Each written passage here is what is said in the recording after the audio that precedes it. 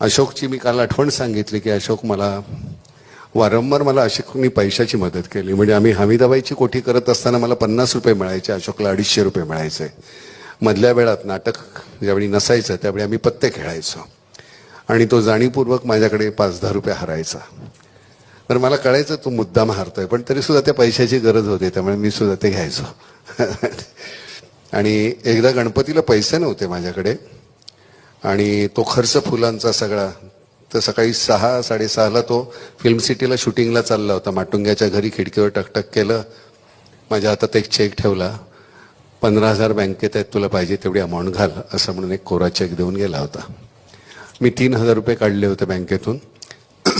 काही वर्षानंतर त्यांनी कधीच पैसे विचारले नाहीत. काही वर्षानंतर आम्ही दोघं एकाच सिनेमात काम करत होतो, सावित्रीमध्ये. त्यावेळी मला पैसे मिळाल्यानंतर मी त्याला ते दिले. तर काय पाटेकर पैशावाले झाले तुम्ही? अरे म्हटलं पैसेच परत करतोय, वेळ नाही परत करू शकत. वा.